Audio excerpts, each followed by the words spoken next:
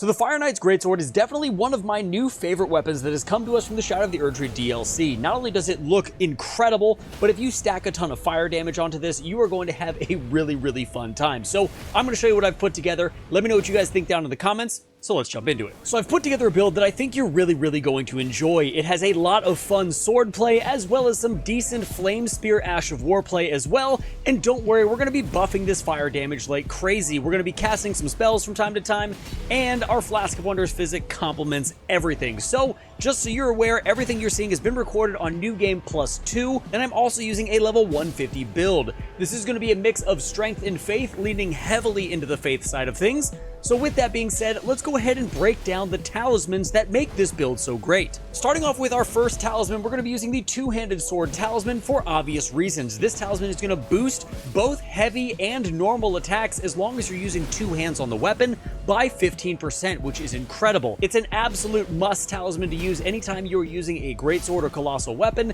so it has definitely made it on this list. In slot number 2, we have the Shard of Alexander because we do want to boost that Ash of War that we're using, Flame Spear. The Shard of Alexander is going to boost Flame Spear by 15%, so we're going to get a nice extra damage chunk on top of what we're already using. And then in slot number 3, we have the Godfrey icon because our Ash of War is chargeable. The Godfrey icon is going to boost chargeable skills and spells by 15%, thus adding even more damage on top of that Ash of War. And finally, in slot number 4, we have the Fire Scorpion Charm. This is going to raise your fire attack, but lower your damage negation, and that translates to giving you 12% more fire damage, but increasing the damage you take by 10%. I have found a lot of people don't necessarily love using the Scorpion Charms. However, I don't really find them a problem until you get into the New Game Plus 5 and beyond, because at that point, you're just taking too much damage. Now, I'm also going to tell you where to get every single thing in this build, so starting with the two-handed sword talisman, it's going to be found in the DLC, right here on the map in the Temple Town Ruins.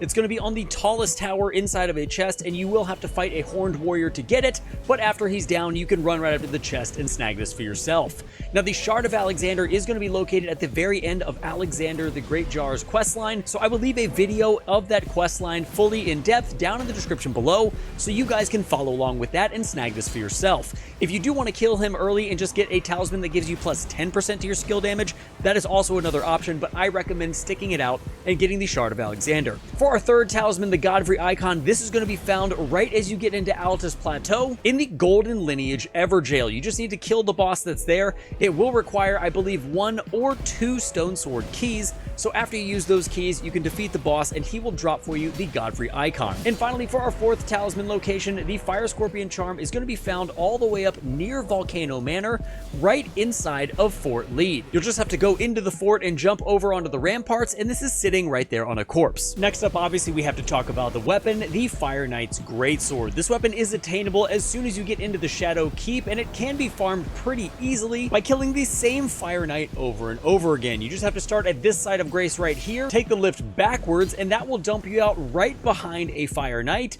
Just kill him over and over again with all the different items that allow you to get higher item drops, and he should drop it for you within just a few kills. But the sword is phenomenal. It's going to have the exact same moveset as the Godslayer Greatsword. You're going to get a really nice thrusting attack when you do the heavy charged R2, as well as when you roll, you're also going to do a really nice thrusting attack forward. I love the diagonal swing pattern you get because you can hit enemies of all shapes and sizes. I also love how the speed of this weapon really feels great while you're swinging it. It almost feels like a glorified claymore with how fast you're swinging the weapon, but it definitely is an absolute beast. You're going to have some decent physical and massive fire damage with this weapon at 254 plus 24 physical and 320 plus 281 fire. We're definitely going to be boosting all that fire damage with our Flask buffs as well as the talismans we've already been over, so that's even going to skyrocket harder.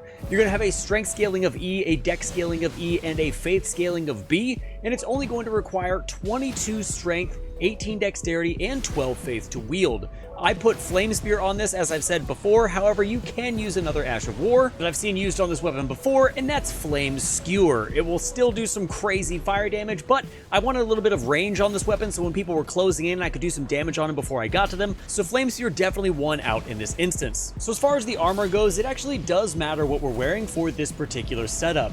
I'm using the Winged Serpent Helm, which is going to give you plus 10% increased damage into Fire Knight skills, which is going to boost the damage of our Flame Spear Ash of War. We're also using the regular Fire Knight armor for aesthetics, and then I'm using the Rakasha gauntlets as well as the Rakasha greaves, because those are going to allow us to do overall 4% more damage. If you have the endurance for the build, you could swap out the Fire Knight armor for the Rakasha armor set and get a 6% damage boost instead, but overall I wanted aesthetics over damage in this particular case, and I didn't feel like it mattered a ton. The Winged Serpent Helm can be found in the Shadow Keep on the 6th floor. After you've climbed the statues to move the lever, you'll cross a bridge on your way to Mesmer, and there will be a Fire Knight there who drops this helm.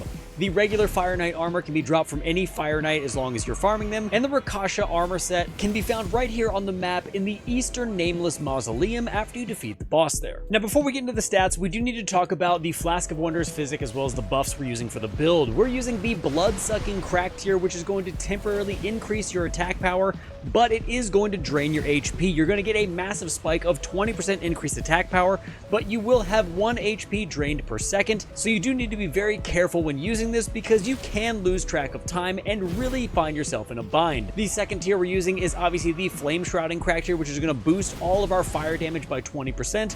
This is going to absolutely stack on everything else we're using in order to boost our fire damage, which is great. And I found both these tiers to synergize well, and I actually do like the idea that the Blood-Sucking tier takes away your HP because it adds another dynamic to the gameplay that wasn't there before. Now, the Blood-Sucking Crack tier is going to be dropped by a Furnace Golem at the ruins of Unte right here on the map, and the Fire Shrouding Crack tier is going to be dropped by a Putrid Avatar to the east of the Smoldering Church on the border of Limgrave and Caelid, located right here on the map. Now, for the buffs of the build, you are going to be using Flame Grant Me Strength and Golden Vow. I thought about using Howl of Shabriri for this build to do even more damage, but the damage you receive from that incantation is overall just not worth it in the DLC, in my opinion, unless you're doing ridiculous damage and you're 1 to 2 shotting bosses. However, in its stead, Flame Grant Me Strength and Golden Vow are going to provide you with a solid 15% damage negation, as well as 35% increased physical damage and plus 20% increased fire damage, which, yes, is going to stack on top of everything else that buffs our fire damage. Golden Vow can be found at the Corpse Stench Shack on your road to Mount Gelmir, located right here on the map,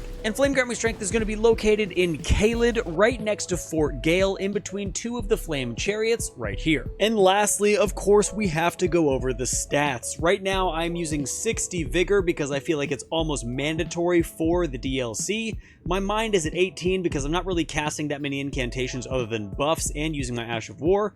Endurance is at 25. It gives me a nice ability to use a lot of swings as well as roll when I need to. Strength is at 30 for a little bit of physical damage and for wielding the sword. 18 dexterity for wielding the sword. Intelligence is at 7 because you don't need it.